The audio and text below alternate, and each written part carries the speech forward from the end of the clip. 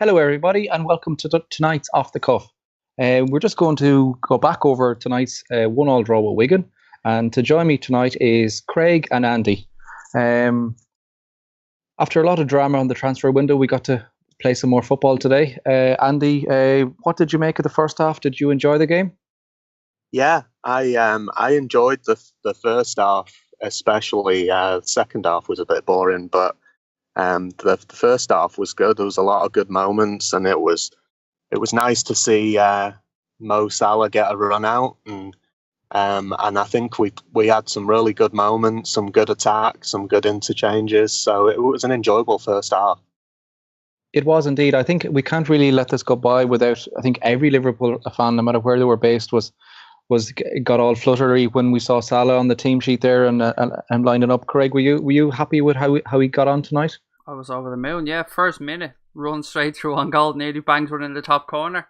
Can't complain about that one. What a start to his Liverpool career that would have been. Yeah, I was just put up a tweet actually at the time before he scored. Now he did go on to score, but I remember thinking, Jesus, if he scores, Sky nearly wet himself when Lacazette scored for Arsenal in his first pre-season game, and if Salah scores, I want the same attention on Sky. So yeah, it was amazing. It was great to see him play. Great to see him on the team sheet. That first half was really, really good. I really enjoyed that first half. Everything we wanted was there. There was pace, there was movement, there was slick football. It was all there. It was really, really good first half. Yeah, lots to be happy about in that first half. I'm dreading talking about the second half, but we'll stay on the first half as long as we can. I think we'll drag out the first half as long as we can. Is right. I have to say, Andy, I was getting very excited watching the link-up play down the right wing, especially from Trent and from the before mentioned Salah. I thought there was some blistering pace there from both of them, and signs of signs of our right sides to come. What did you make of the two guys, Andy? I thought I've been in love with Trent for a while, and fuck off, he's mine. He's just so he's just so ambitious compared to. I like Nathaniel Klein, but he's too cautious going forward for me. And Trent he's got that exuberance of youth where he just goes for it, and I think his pace and Salah as well, that overlapping on the right, they're going to be able to get more crosses in and bring more players in from the inside. Firmino making runs in the channels and picking up the ball and then running off each other is going to be it's going to be awesome this season. Yeah, it was definitely giving kind of an eye opener to what's hopefully going to be ahead of us with Stephen. I know Bobby, God bless him, he looked like he was still on the gargle from his from his honeymoon. He definitely left his touch behind, but I'm sure that'll come back sooner or later. But to be fair to him, I thought he had some good movement. And what did you reckon? He's touch aside, Craig. What did you make of his performance?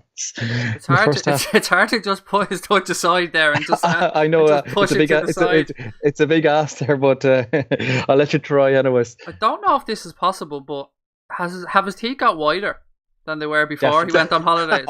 That's the special offer he had for the wedding. You see, like his photo album of his wedding, it's going to have to contain. The way some of these posh photo albums that they give you a pair of gloves or whatever to open up so you don't damage. And his ones have to come with some special 3D glasses or something like that, because the shine of those eyes will blind anyone. Don't look directly into the light. It's got to be worth a goal or two. It has to be blind a keeper from somewhere. Like you always used to say, give the keeper the eyes, but in Bobby's case, it'll be give the keeper the teeth and just snare him. Definitely. He to be fair to him, as you said, he looked a bit rusty, and that's going to be fair. He just got married. He's been on the lash for the last month, but it looks a bit. But what was it? Klopp said he's at the beginning of. Sorry to cut across you. He's at the beginning of his training. Whatever you want to translate that to. He meant detox.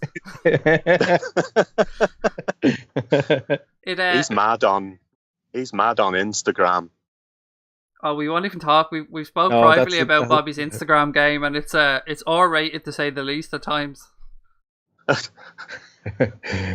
Yeah, definitely. His missus gets an awful doing there. But go back to his performance. I know we said the big ask of his touch aside, but he did look. There was a bit of movement there all the same, wasn't there? There's kind of signs of what's to come, maybe with a kind of bit of interchange with Salah.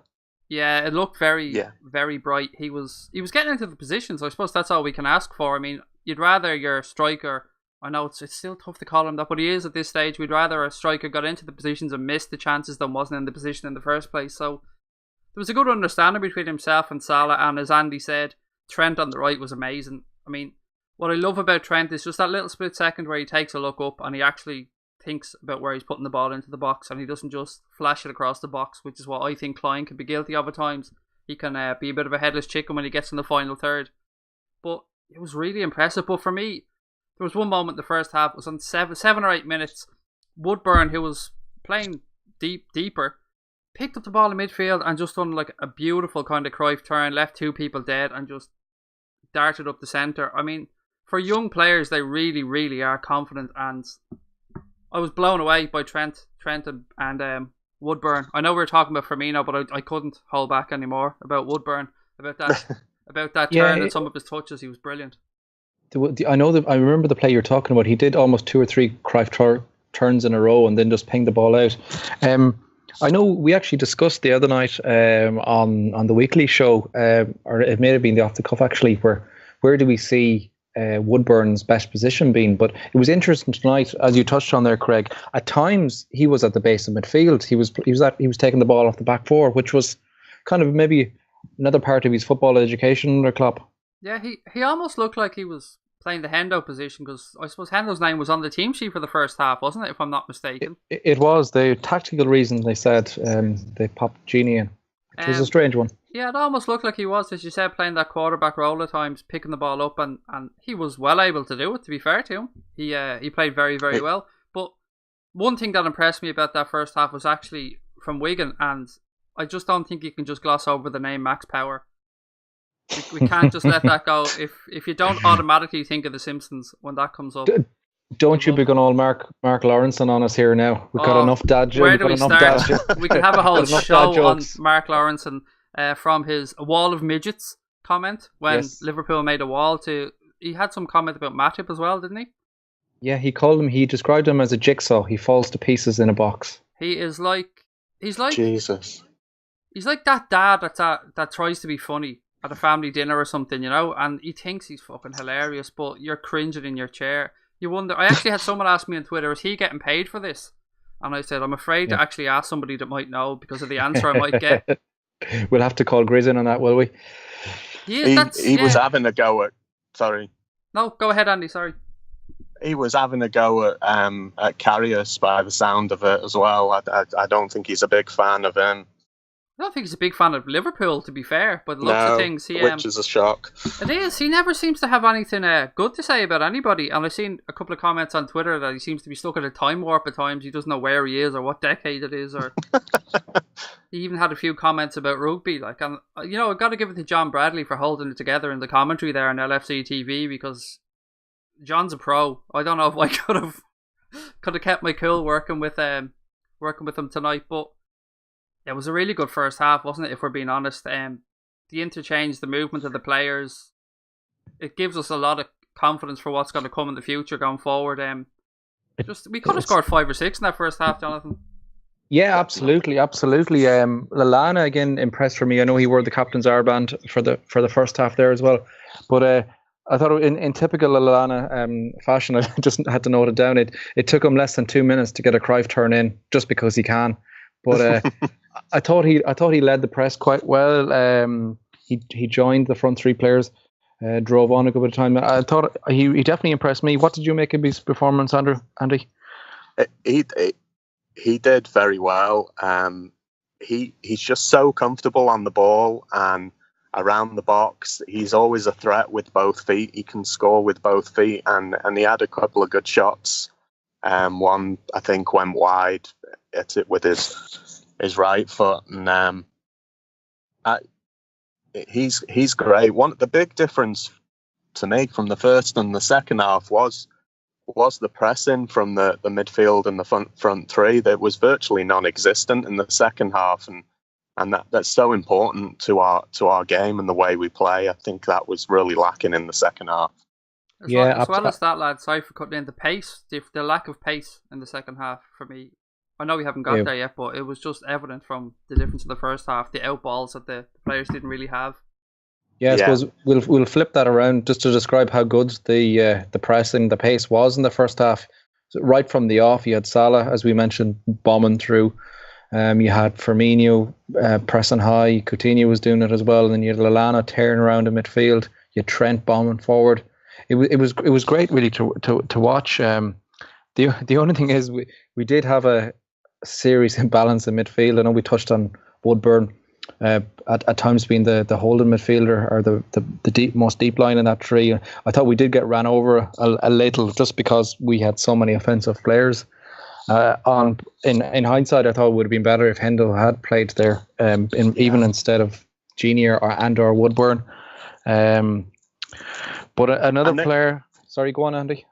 And I think this is the thing with Jurgen Klopp is he's putting players in positions they might not necessarily be comfortable in, just to give them experience, and B, to see if, during the context of the game, if something happens like an injury or, a tactical change from the opposition, whether the other players can cope with that. Yeah, you're right. I suppose particularly in the case of Woodburn there, as we touched on briefly earlier, it's kind of more of his kind of football education, isn't it? And just kind of getting miles on the clock for the players as well. But so we, after a bright start with a couple of chances, they kind of came into the game a bit more, and then Flano gives away a stupid free kick. To be honest, I think it kind of, for me, anyways, I don't know what you guys think of it. For me, the first half showing from Flanagan showed us just exactly why he's not good enough to be a Liverpool first choice. What do you guys think, Craig? What do you think? Yeah, sadly I'd have to agree. Not sadly agreeing with you, but sadly having a negative about Flanagan. Yeah, he just isn't quite at that level anymore. He just doesn't seem to be.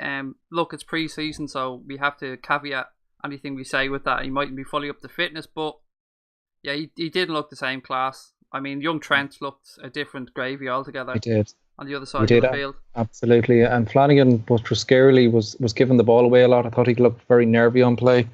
And I didn't actually think he looks fit, because there's so many of the players that seem to have bulked out. You look at Trent, and I think it was that run he did around the 7th, 8th minute, and he looks like a proper beast. The shoulders on him.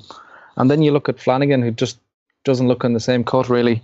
But so I think the expectation of it may be just too much for him. He's been out of the team. He's been on loan and coming back. There's a lot of pressure on him. I think he's almost resigned to the fact that he's probably on his way out. Yeah, I love Flano as a person. He seems like a really nice guy, and there's always the inner romantic in me that would like to see the local kid doing well. But I think the sad reality is if he wasn't, because of his location, he wouldn't be at the club anymore. I think if he was another nationality, he would have been shipped out long before this. But so the ball, we're in the 20 minutes, he gives away a free kick. The ball goes in the box, and in typical Liverpool fashion, it pings around, takes a lucky ricochet, and next thing before we know it is in the back of the net, and you're thinking, oh God, here we go again.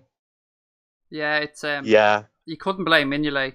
I tried. No. Trust me. No. I tried. It was just one of them things. I mean, it was a complete air shot, and as you said, just their luck falls to was it Gilby? Sorry, Gilby at the edge of the box, and he just stroked a lovely left foot shot into Mignolet's bottom corner, and Mignolet couldn't move. Nothing he could do about it, and as you said, just their luck. But look, hey, I'd rather it happen in pre-season. He was. Sorry. No, go on ahead, Andy. Oh, don't worry, lads, by the way, I do have some abuse from Mignolet saved up. Oh, I'm sure you do. There's no doubt of that. Just like rain in the summertime over here in Ireland and England. Craig has some abuse ready for Mignolet. He was unsighted. Maybe I don't know, the name of the lad for Wigan was blocking his view. So if he hadn't been stood there, he would have saved it. Yeah, look, no fault there on the goal, lads. No, we can't. We'll try, but we can't. But I think it was interesting to say Klopp goes, oh, here we go again, our same fallings. And he's like, well, we were on holiday, so we didn't have time to improve it. But yeah, that was a good quote. I think the guys are going to be they're going to be practicing set plays a lot over the next couple of weeks in pre-season. You're forgetting we'll have Big Virgil in there to knock them away. Of course. Or will we? Of course. There we go. You've mentioned the war now. We'll move swiftly onwards. Perhaps. So after the goal, we kind of started playing a bit. Coutinho had a couple of siders, and then Bobby, for some reason, is straight through in goal, and he thinks he's playing samba soccer on the beach, and he just tries to square it to Lallana, who's offside, and just dribbles it over the line. And I you're know, there like, I know what happened there. He's seen 3 of them, but he hit it to the one on the right. Yeah, he didn't play it to the fella in the middle. Yeah, it wasn't the middle target, was it? Yeah, it was again like a sort of thing that you laugh at in pre-season, but if it was in a game, you'd be cursing holy hell. How lovely was it, by the way, to see Coutinho just threading balls through to Salah, and Salah seemed to get on to the end of every single pass Coutinho was putting through. It was definitely the most pleasing thing in the first half was that 3 or 4 front three, say, and including Lallana in that as well. Just it's probably, I'll have to say 5. I'll have to add Trent as well. Just thinking as I go along here, but they showed signs of an understanding of a movement. You saw a couple of flicks. Now they didn't all come off, but you saw there's definitely signs there to whet the appetite. What do you think, Andy? Yeah, I think you're right. I think, if this is just the second pre-season game and they're already showing that, once, the season kicks in and they've got a few games under the belt and the confidence is up and they've banged in a few goals and got a few 3 points, I wouldn't fancy want to defend against that lot. They're going to give some of these Premier League defences absolute nightmares. Yeah, and absolutely. And then right before half time, we've a nice move come through. The ball comes to Bobby, who squares it, and then Salah is there to announce himself right on the scene. So it was a great moment, wasn't it, Craig? Yeah, it was everything you wanted in a debut, wasn't it? And it was nice to see Bobby atone for his error as well, to some extent. But, he got the middle guy that time. Yeah, he did. Yeah, he squared it to the middle fella that time. But you can, I suppose, on your debut, that's the exact chance you want, isn't it? 5 yards out, open goal. Absolutely. Can't miss that one. You probably still have jet lag and everything, to be fair. The poor chap's been all over Europe on a bit of a jolly up. Can I come into the country yet? No, off to Paris, would you go on?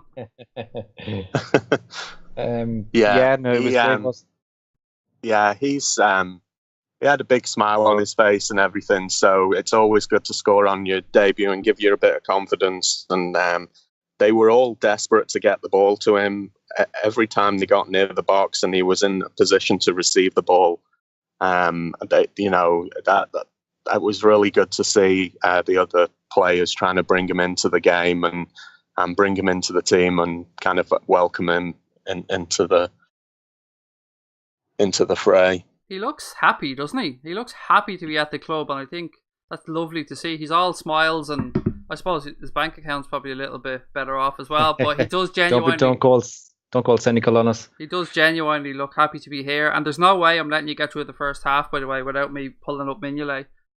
Okay, here we go. Let's have a moment. You're probably bear in mind now. Our Craig is going to be a little disappointed. It looks like Lucas is on his way out the door. He wasn't in the squad tonight, so I'm fighting probably tears back here. To be honest with you, he's going to take his frustration out on the nearest goalkeeper, and that be Mignolet. I actually put down 30 minutes. Great save, but Wigan were offside, so I started out by giving them a little bit of credit there. To be fair, but his kicking again, his kicking is just shocking. I mean, it is. Again, he tried to play a ball out to the right, and I think someone in the 3rd or 4th row of the stands caught it. He is. I don't know what to say at this point about his kicking. It's beyond help. It's just being constructive in my criticism. You compare that. I know he flapped at a ball into the box that he should have dealt with easily, but compare his distribution to Karius in the second half. The ball was coming back to him. He's pinging the ball left or right foot, and there's one stage there the ball comes back to him. He kind of turns on it, and he pings this perfect ball out to Gomez in the right wing, and then we continue on our attack. That being, if that was Mignolet, as you said, that would have been 2 or 3 guys in the stand would have got it as flush in the face. The thing is, though, his hands, I've no problem with Mignolet in his hands. It's just if we can just take his hands and put it into Karius' body, we'll be okay, won't we? It's his head. Yeah. It's inside his head and his feet. We need to sort out the 2 of them, because I don't know. I just don't understand how a professional goalkeeper can't kick a football. It's shocking. Like, Yeah, it's beyond it is belief. shocking. It's almost probably going to get to the stage where, remember when you were younger and you were taking kick-outs and the goalkeeper was shite and you couldn't kick it far, so the right back or the centre back used to take the goal kicks. It's going to come to that stage. Yeah, we'll send back, I don't know. You sure Van Dijk will come and he'll be able to take all the kickouts, so everything will be okay. Yeah, he'll probably score as well. Top bins. But yeah, it was nice to see Salah get the goal. He started off the first half with a bit of movement and a bit of excitement, and then he finished right on half time. And then, sadly, folks, we had a lot of changes, and the game just went to shite. Yeah, that was an understatement. Yeah, I'm looking at my second half notes here, and if I have more than 3 sentences, I'd be shocked. It's what can you say about that second half? Lovren hit the post, and there's the second half. It rained. I think Klopp summed it up perfectly. Yeah, we had some good moments in the first half. Probably should have had a few more goals, and then the game went average, and then it went really, really boring. There isn't even a player that I can say stood out. I mean, it was great to see Hendo again on the pitch. It was. It would have been nice to see him on in the first half. With that front attacking three, it'd be interesting to see how he would have been able to ping balls into them. But hopefully, we'll see that in the future. Yeah. I suppose Sturridge again didn't break down. Got some more time under his belt. Probably should have scored as well. To be fair, ballooned one over. Yeah, it was a nice move there from Hendo where he kind of got the ball and drove on, played a nice ball, and then Sturridge just smashed it wide. He's bulked out a lot, hasn't he? Like a lot of the team have.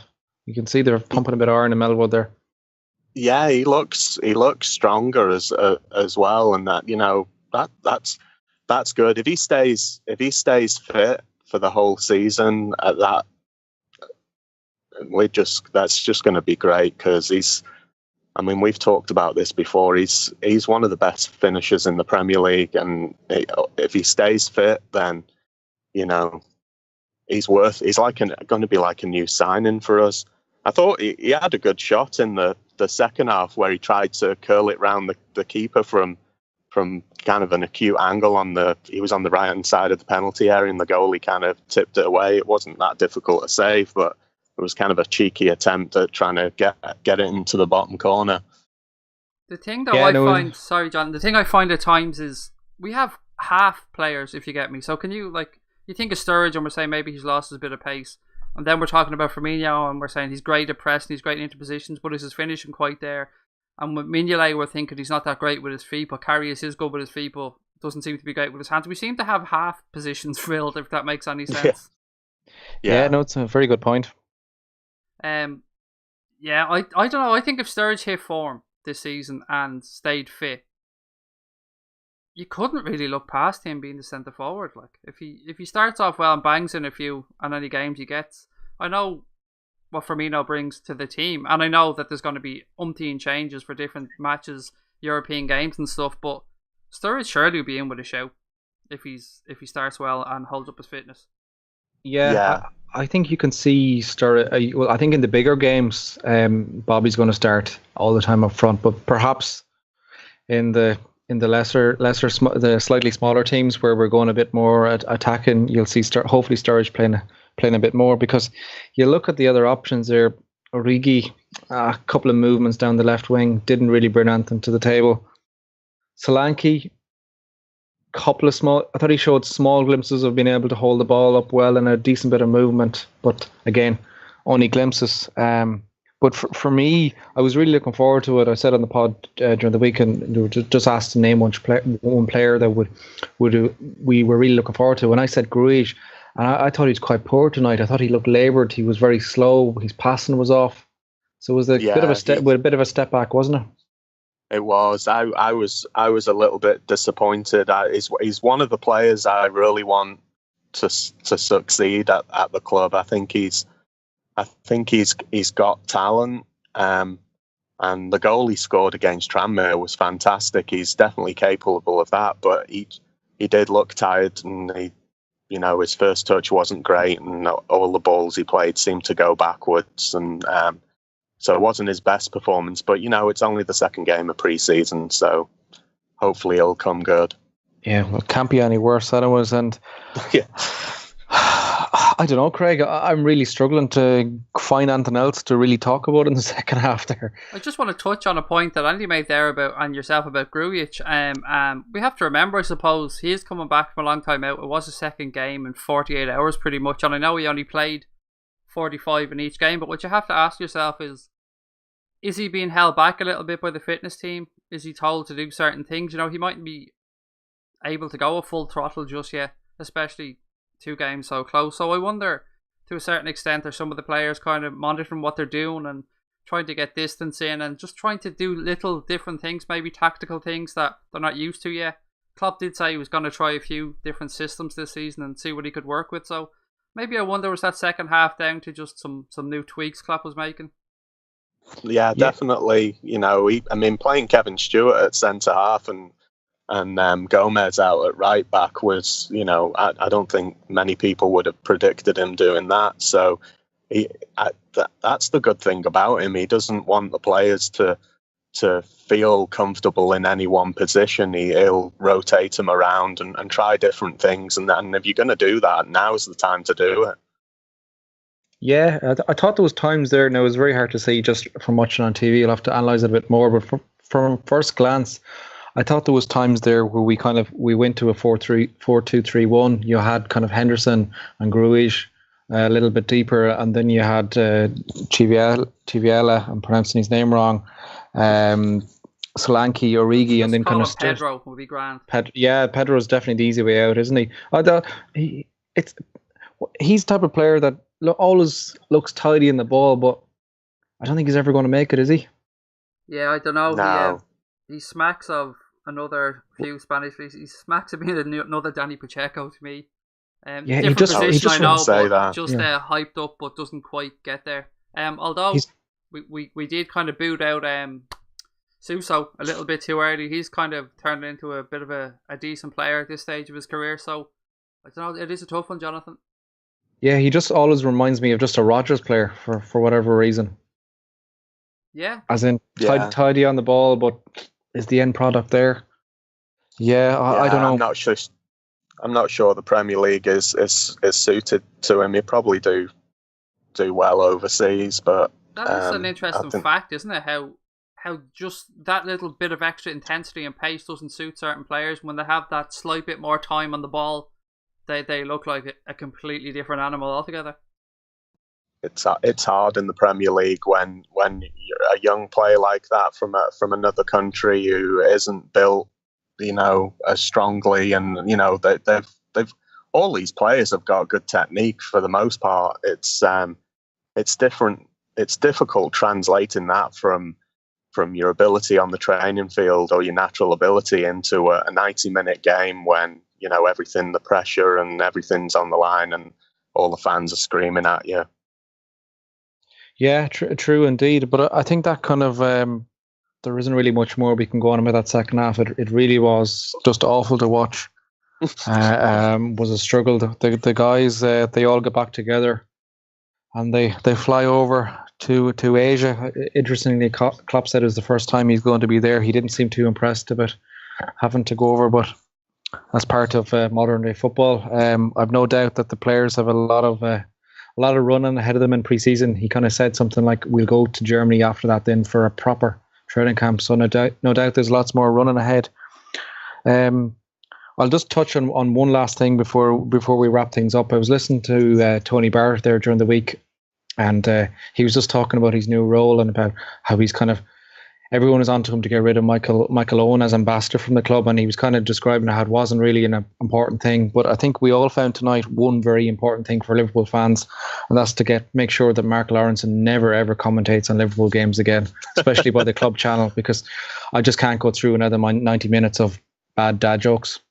Yeah, no. I agree. It's poor, and it wasn't just us. I mean, I'm looking through Twitter and I'm seeing pretty prominent people asking the same questions. Obviously, I'm not going to name any names, but yeah, I had a few conversations on Twitter with people as well about it. It wasn't great, was it? I suppose no.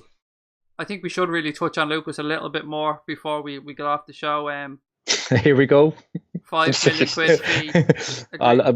Craig is just going to speak for the next 24 hours in a short memorial. I'm actually sitting here. I'm in my sitting room at the minute. I'm sitting here, and LFC TV have a Lucas special, Lucas on the television, and I'm kind of glancing up as I'm talking to you guys, and do you know what? He always has a smile on his face, doesn't he? I got to say that about the man. Yeah. Somebody said he arrived as the guitarist from Hanson, and 10 years later, 10 years later, he's still at the club. Look, 5 million quid. It was never about a transfer fee. We were never going to get much money from. He's obviously, well, I hope it's his decision and his family's decision that they want to go over and try Italy for a couple of years and go over to Lazio. I'd like to personally see the 5 million quid given to him and his family, or given to him to donate to a charity.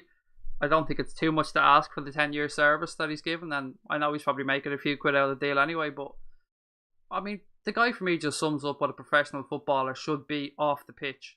I need to stipulate off the pitch, because I'm never going to come out and say that he was Liverpool's greatest footballer by any stretch of the imagination. We all know he had his faults, but he always gave 100%. He always tried, always put the club first, never in the newspaper for the wrong reasons. Seemed to be a great lad in the dressing room and behind the scenes. And look, he'll go with our best wishes, but I wouldn't be surprised to see him move back to Liverpool to live and possibly end up in the coaching staff in a few years' time. Yeah, no, joking aside, I know we take he's one of these players that kind of divided emotion, like right from I think it was his first appearance was away in the derby where he replaced Gerrard when we were chasing the game, and he ended up winning the penalty when Phil Neville blocked his shot on the line. That kind of, he always had that division among fans, but nobody can ever doubt his commitment to the club. And yeah, I think we join all Liverpool fans will wish him and his family all the best and thank him for all his hard work over the years and his service to the club. On a happier note, though, has Kada signed yet? He's just waiting for that 5 million off Lucas there as part of a shakeout. I heard he was waiting for Grizz and Grizz's Egyptian mates to give him the go ahead. Yeah, well, I think Grizz is lining up the camels to go over. They've taxied Salah from Liverpool to Paris, back to Liverpool again. So we'll just line up.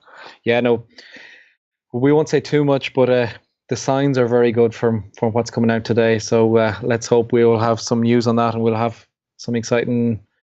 I think the best way we'll put it is we'll have a new heir to the number 8 and a new tank enforcer in midfield.